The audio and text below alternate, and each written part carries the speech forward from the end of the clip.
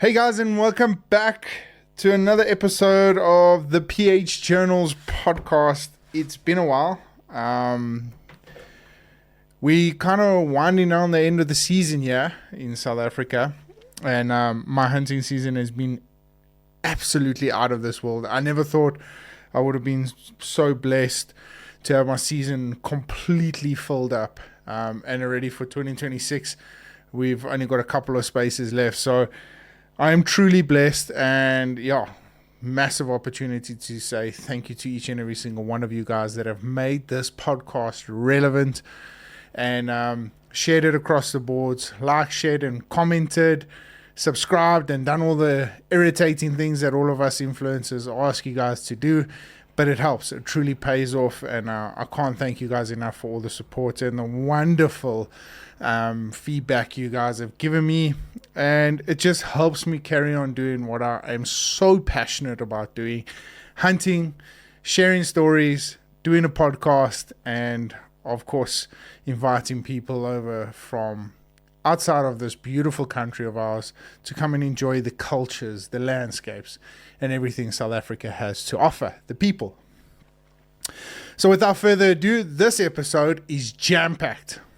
And before we get into it, let me just take a few minutes to mention a very big thank you to MTN Ops. Come on board. It's official. Been utilizing the product for more than half of the season now, and unbelievable, absolutely unbelievable.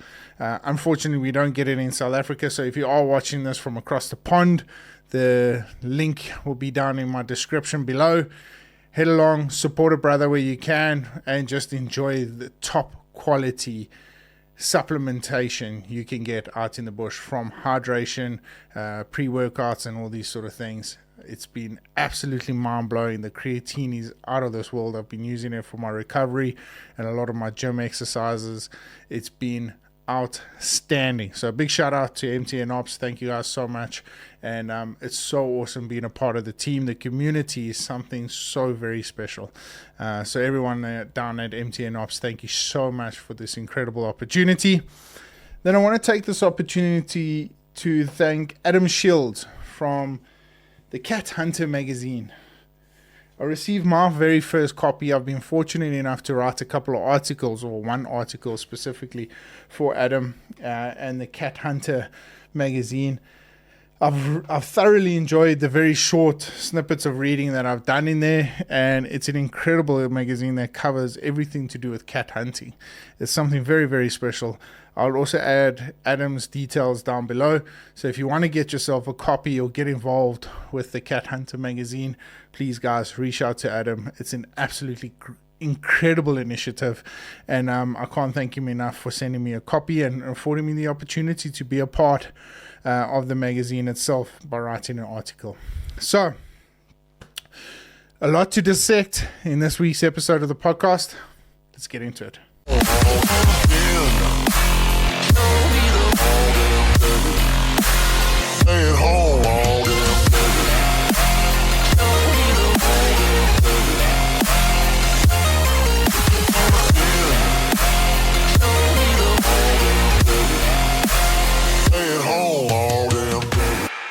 So guys, I've split this podcast into two different segments. First, I would like to dissect on what's just happened over the past season, but more specifically talk about my Bontebok hunt that has recently just happened. And if you guys haven't yet, catch up on the latest episode of the Journal Hunting. It's on my YouTube channel, so head along and go and check that out. I'll put it in at the end of the screen after this podcast. So if you guys watch until the end, you guys will definitely catch the Bontebok hunt we've recently just done. And then second part of the podcast, this past couple of weeks have been incredibly frustrating. So just to give you guys a little brief just outline on what's really just happened, and it's all got to do with the South African government and the whole I actually don't know too much about the politics behind the situation. But anyway, just in a nutshell, I was meant to leave actually today. I was meant to head over to Ireland, meet up with a good friend, fellow podcast guest, Pat Dugan. He's not a client anymore. I call him family. He's an incredible human being. I was meant to touch base with him now. We were heading over to Ireland to hunt red stag, feather deer, roe deer. There were a couple of other species on the list, and I was going along just to experience the whole thing. I wasn't specifically hunting myself, although if the opportunity came up, I was never going to say no. And unfortunately, Ireland changed their legislation as far as what visa applications were concerned towards the beginning of this year, or sometime in the middle of the year. However, I kind of was incredibly relaxed about it. Bought my airline tickets pretty early, and fortunately, I'm part of the Emirates Skywards membership plan, so I could get a free transfer of the flight. So what initially happened is that I never realized it, but I got in touch with a very good friend of mine who played a number of years out in Ireland as a rugby player, and we were just chatting. I was like, hey bud, listen, I'm heading over to Ireland. He's like, Doles, have you checked the new legislation as far as visa applications? Because the initial idea behind it was when you land in Ireland, you apply for a visa or a holiday visa or whatever it is. I'm not quite too sure with how the whole thing works out. But anyway, I was like, no, I haven't heard of this. I just all of a sudden, that you land and you apply for a visa and they issue it and you're granted access into Ireland. It's like, no, but listen, they've changed. But he has a number of a guy. He's an agent. He'll get you through all of this sort of thing. So back and forth, constantly with the outfitter and everyone involved to type letters for Pat as an invitation and all this sort of thing. So we'll deep dive into that a little bit later. Anyway, my visa still hasn't arrived. So I've had 3 applications. 2 of them were turned down, and this is the 3rd one. It hasn't arrived. I checked with the consulate on Monday. Nothing had arrived yet. So I've kind of just had to make the call. We were meant to leave today, and I had 48 hours to change my plane tickets, otherwise I lose the money. So I changed it for my Canadian hunt at the end of the year. We'll touch base on that as well when I get to the visa section. So anyway, still haven't got my visa. Unfortunately, I've had to cancel my plans to head over to Ireland. I'm gutted. I can't tell you guys how absolutely gutted I am. But I've learned a lot. So we'll discuss a little bit more about that in this week's episode of the podcast. So getting back to the Bontebok. Well, Bontebok for me has got to be one of the most iconic, and I say iconic a lot in the YouTube episode as well. But as far as conservation is concerned in South Africa, Bontebok, black wildebeest, oribi, all these sort of things play a massive role into what we now see success stories of as what conservation is. And to break that down is the black wildebeest, Bontebok, and the oribi are success stories of hunters coming in, preserving these animals, understanding that they have value to the hunter and to people out there, holding those animals and making sure their numbers increase through means of management and control, and so that their value holds steady. Success story, right? Black wildebeest, mentioned it. Oribi, we've done numerous podcasts on the oribi, and I've done a podcast on the Bontebok. So for me, what happens is that Americans have to apply for CITES permits. I think it's Appendix 2. The Bontebok is part of. What this means is that you have to have a TOPS permit, and the American clients have to pre-apply through US Fish and Wildlife on that side 6 months before their safari of coming out. They have to pre-apply that they are coming out to plan to hunt a Bontebok, and they would like to ship it back. Post that, while they're here in South Africa, there's a whole various number of certificates and processes that have got to be done. Herd's got to be carefully managed, got to be separated from all Bontebok. It's got to be DNA tested. More than 20% of the herd has to be DNA tested ever so many months, right? That means it's a cost to the farmer coming out, flying over these animals, darting 20% of the herd, extracting blood, DNA samples, shipping them off to the scientific labs, having them DNA tested, and then brought the results back so that they can qualify for a certificate. I think it's going to be done every 5 to 10 years. Not 100% sure about that. I'll find out a little bit more. But that's what's got to happen. They've also got to apply for a TOPS permit, and as well as it's got to be within a CAE registered farm. I think it's 1.4 limit fence that it's got to be within. And no blazeback. Can't interbreed with blazeback, of course. So with this happening, the Bontebok's value has increasingly got more because there's not a lot of people hunting. However, when they do hunt them, they understand that they've got to pay premium pricing because of all these tests that have got to get done. Cost the farmer money to have these animals on his farm. So the price of the animal goes up. The South Africans, they see it as it's just kind of like a blazeback. So for us, when we get the opportunity, hey, Dills, listen, I need to manage my herd. Would you mind coming out and hopefully taking an opportunity at a nice old ram? Of course, I'm going to jump on the bandwagon and say, hell yeah, I'll be there. And because for me, it's a Bontebok is just one of those statuic animals, those animals that stood the test of time. They stood through this difficult period. They've got a story to their own. And for me, that is what I thrive as a hunter. My freezers are full. They are chock-a-block full. I've got meat for the next year and a half. So why would I go out and hunt more, especially on such a unique animal? And the reason is for conservation. I need to understand what it is about these animals that should drive anybody to be able to shoot them, especially an American hunter. They come out here, they think, oh, geez, $1,800 or $1,400 to $1,800 for a Bontebok that looks kind of like a blazeback. No one can tell, average American can't tell the difference. But it's a significant meaning behind the animal that is what we should be chasing. Because often I say, us as hunters, it's the trophy is just, it's wonderful. There's so many different varieties of trophy nowadays. I'm in this phase of my life where I'm really enjoying the skull mounts. So if you put a Bontebok skull and you put a blazeback skull, you're going to struggle to tell the difference if you're not a professional hunter or an avid hunter that's hunted these animals consistently or familiarized yourself with Bontebok and blazeback.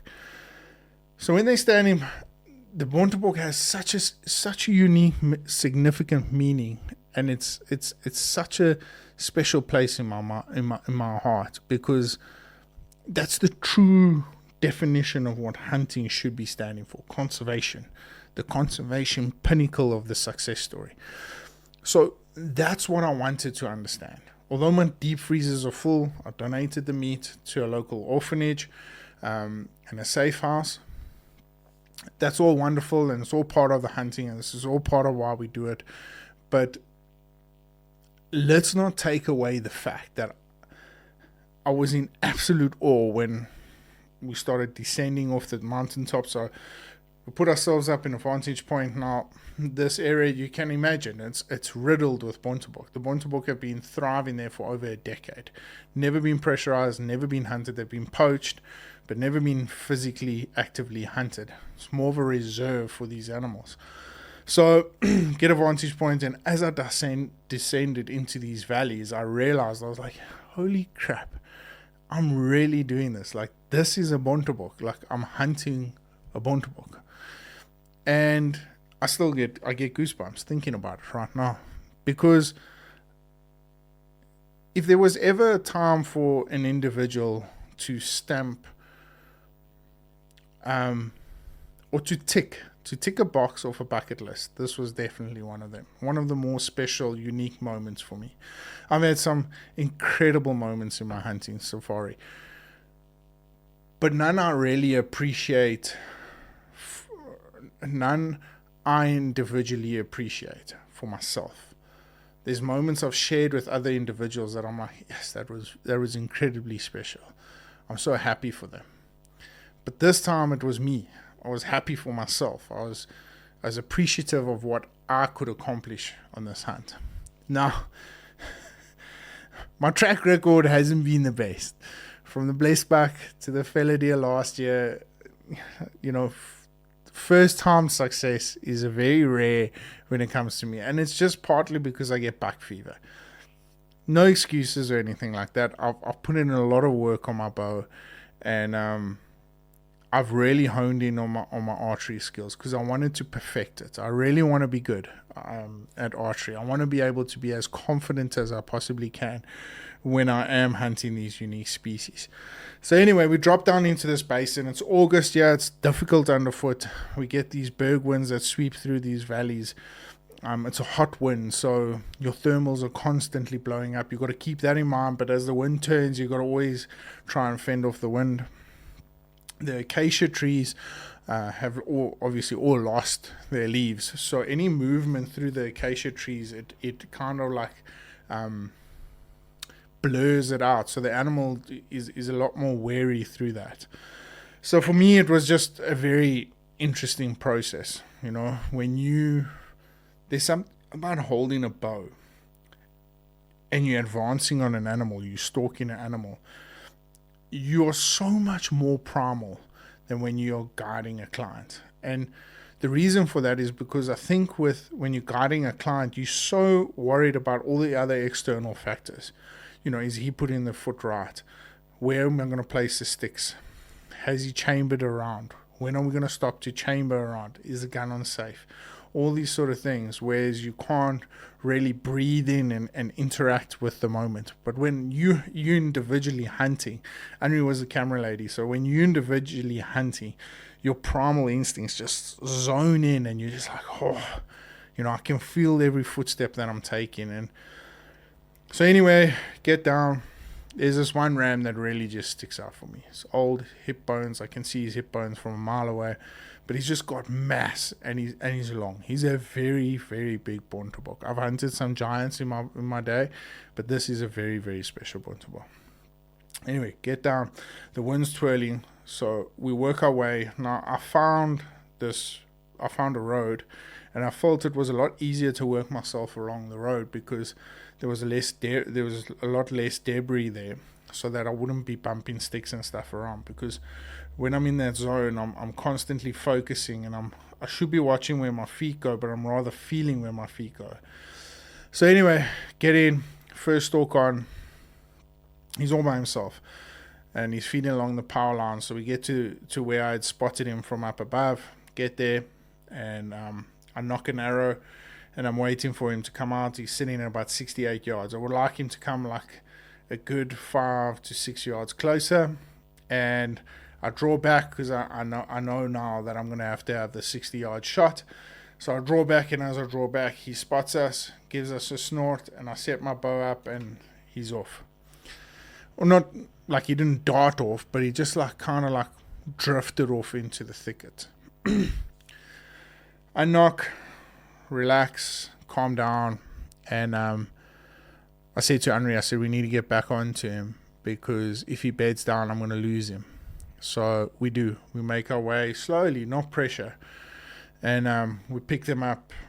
We pick him up pretty quickly, straight after that, a couple of yards down the road. So anyway, we make our way around. Now, I get into position. He's sitting at about 62 yards. I'm comfortable at 60. I know I can get him at 60.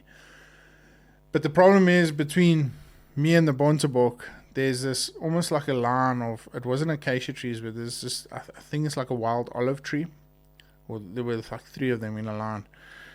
And the Bontebok kind of utilized this as like a weaving mechanism, and he weaved in, and he came out, and I ranged him, and he was at 62 yards, and I drew back, and I didn't feel good about the shot. So I knocked down, settled, and I waited. He didn't know we were there. The wind was straight in our faces, so everything was good. I moved out to the side of the bush, and I ranged him again 54 yards. Knock an arrow, and I said to Henry, I said, look, I'm going to step out. You just make sure you get the shot on camera. And as I I draw back, step out to the left, and he's standing there, and I can see he's getting ready. Like he gives that snort, shakes his head, and looks away, looks back at me, and the next time he looks away, he's gone. And I get him in sight. Now I aim it in just under an inch below his chest cavity, because I know he was gonna string jump. But my intention was he was gonna string jump and run straight. I didn't know he was gonna string jump and dart off skew. And I let this arrow fly. And when I pulled the trigger, I knew it was a good shot, because it was just almost like time happened so slowly. He dipped into the arrow perfectly. It hit him just behind his shoulder. And with him jumping skew like that, somehow it must have deflected in the body and came out top high lung. And but double lung penetration, just nicking the top of the heart artery, severed it, and like you guys will see on the video, a couple of yards, and it was all over. It's very difficult once that all happens and how that unfolds. And even me talking about it now, I just get goosebumps, and I actually get this cold shiver down my spine, because you've just pulled off the unthinkable. Your first shot on a very, very iconic species, and a giant, to say the least, a once in a lifetime Bontebok. And you've pulled off this shot, and it's all worked out incredibly well. And it just all kind of unfolds in front of you. And when I was talking to the camera, I was almost in like this unreal awe belief. And I was like, holy crap, did that just really happen? Did we really just pull this all off? And it happens like this often. I mean, on the fellow deer hunt, but there's just something so meaningful behind this whole hunt. So it was a very, very special moment for me, and one I will hold very, very dear to my heart. So if you guys haven't yet, head along, go and check that episode out. It's it's a very, very, very special episode. I'm very, very proud of it, and I'm proud of how things kind of unfolded.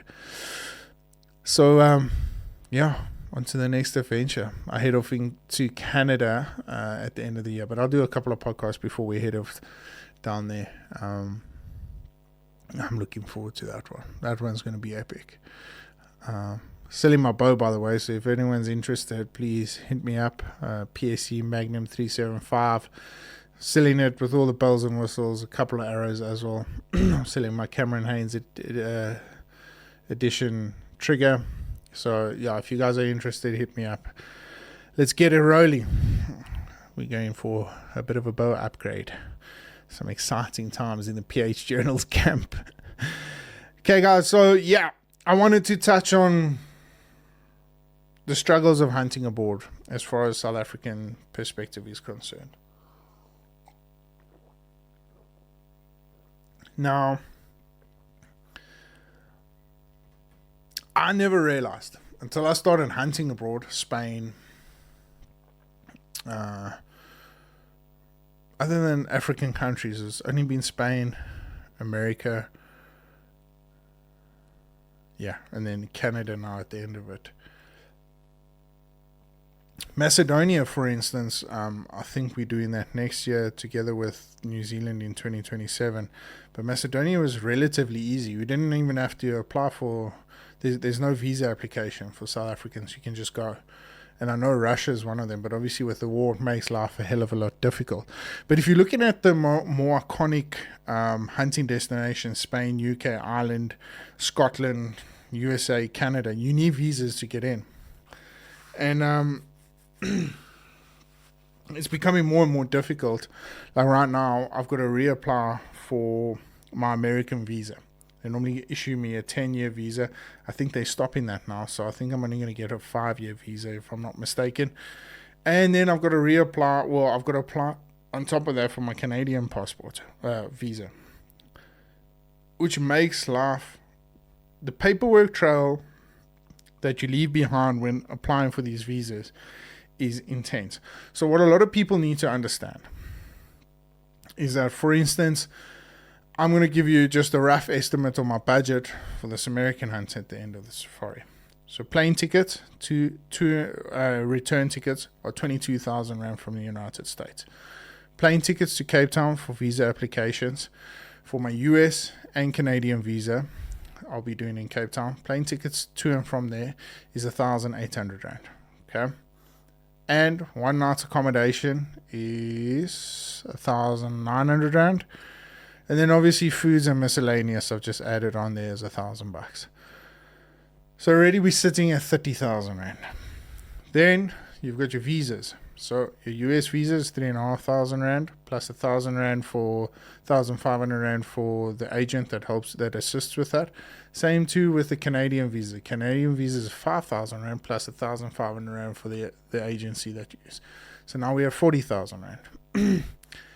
So 40,000 Rand spent, you're not even there. You're not even hunting an animal. You've done nothing about that. Exchange rate plays a massive role when going abroad. So right now, I think the Rand is sitting a little bit prettier than what it was, which is a good thing for me. I hope it holds this way. But next year when the hunting season starts, you hope it goes the other way around. No. Anyway, but the exchange rate is massive. It plays a massive role. And then shipping your trophies back is an absolute freaking nightmare because it's so expensive. The guys, I must say, the agents, the outfitters, everyone that I've dealt with is incredibly helpful. They just want the best for you. Now, I've always been under the impression, being a South African, that they kind of look down on you, not from a hunting perspective, but like low ends of the financial barrier, right? So they don't always treat you as premium clientele. Fair, because I'm not. I'm far from it. But I must say, the experiences I've had, especially with the outfitter down in Ireland when we were back and forth with the visa, Spain was absolutely outstanding. In America, the Maryland guys. And then Pat obviously has helped me throughout Arizona and all that sort of stuff. So it's been an absolutely incredible experience. Shipping agents have been outstanding. The communication is cool, sharp, and clear. I'm not going to have anything mounted that side. If I do shoot anything, I would have everything shipped over to me, and then I'll get the guys at Splitting Image to take it away. So the struggles are all about financial and, of course, visa applications. It's not as easy as us just jumping in a plane, hopping over the pond, and jumping into the next country and being able to hunt. It's incredibly difficult. Now, interesting one. If you want to take your rifle, I don't always take my bow, which is no paperwork needed. You just need the guys at the airport to check and go through it thoroughly and make sure that their side is all clear. If you want to take a rifle, the paperwork starts here in South Africa. It's intense. If you go into the States, it gets a lot more relaxed on that side. However, South Africa, we've got African Sky Safaris. They help you with the paperwork, getting your rifle in and out of the country. As well as that side, they will advise you on certain steps to take once you get to that side. But it seems like a pretty painless process. So for me, guys, if you are considering hunting abroad, I would highly recommend it. It's an incredible experience. I really, really think that every individual should experience at least one hunting trip outside of their motherland. And I know it's not for everyone, and I know not everyone can afford it, but it truly is an experience of a lifetime. And I think as hunters, the more cultures, the more experiences we experience, it only makes us better hunters at the end of the day. So, yeah, with that being said, that's the topic ticked off. And hopefully my visa application for Canada and the United States is a lot less painful than what it's been for Ireland. So I hope to get across the border at the end of November. So guys, we haven't done this in a while, but it's back. Story time. It's been a couple of podcasts that I have missed it, so I'll be honest. The stories that I'll be catching up on now were stories that I had read previously. So they are the shorter versions. I plugged it into Grok, the AI system, because it allows all the swearing and stuff that was in those stories. So there's nothing that's masked, just now it's shorter versions, because I want to try and catch up as much as I possibly can. So before we close this episode of the podcast, once again, thank you to each and every single one of you guys for the incredible support. If you haven't yet and you enjoyed this episode so far, hit the like button, turn on the notifications, and subscribe, guys. Please, it helps me. And I'll make a promise to you guys, the more subscribers I get, the easier this becomes for me, and the more I get to do this. And the more I get to do this, the more people start enjoying it. So my appreciation to you guys. Please, only takes a couple of seconds. Okay, closing off this podcast. How's the dills? Love the story segments of your show, and I thought I'd share this with your audience. So it's a windy afternoon, last few days of the hunt. The package was complete, and we were just going to have some fun in the blinds with our bows. Maybe pigs, maybe a baboon or two. Now the staff had been leaving bags of maize in the blinds, so they wouldn't have to carry it in every time there was a new client in camp. You can only imagine the story that's about to unfold. So we settle in, deadly silent. You can hear the wind whispering through the steel structure. In absolute chaos, in stumbles a troop of mischievous baboons, destructive little shits. My client lines up on a big male sitting on top of the maize heap. It's me, the client, and the tracker, all tucked inside the blind. In the corner, there's a white Hessian bag full of maize. Next thing, we hear footsteps on the roof, and before we can react, a juvenile male swings down straight into the blind, obviously eating there before, landing right between my client and the tracker. It was like time stood still. The tracker looked at me, the baboon staring at the client, and the client staring back at the tracker. And then absolute fucking pandemonium. Shit, maize, Hessian bag, tracker, client, myself, everywhere. The blind erupted into absolute panic. Needless to say, nobody got hurt. Not the client, not the tracker, and unfortunately not even the baboon. But it's a story I'll never forget, and it's a lifetime of memories made in just a mere seconds. I really enjoy the podcast. I enjoy the story segment, and I love the impact you have had on conservation and the hunting industry at large in South Africa. Keep up the good work. We'll touch base soon. So this is a good mate of mine. Unfortunately, I couldn't share his name. No, actually, you know what? I will. Paul van der Graan. He's a PH. He was based in Bloemfontein, and he came down to the Eastern Cape. Actually, we hunted a property together, and through that property he did his PhD course. Young guy, full of enthusiasm, but he's a maize. His parents are maize farmers up in Bloem, but I can only imagine. I mean, he must have been a youngster when the story all happened. So yeah, guys, that's him for this week's episode of the podcast.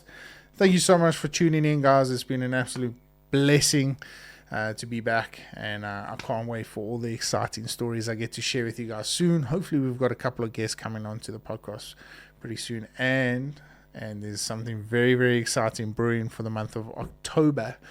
There's a good possibility we'll be starting our very own documentary. That's all I'm leaving with you guys. But like always, if you are, happy hunting. Until then, stay safe, stay blessed, stay humble. We'll catch up with you guys soon.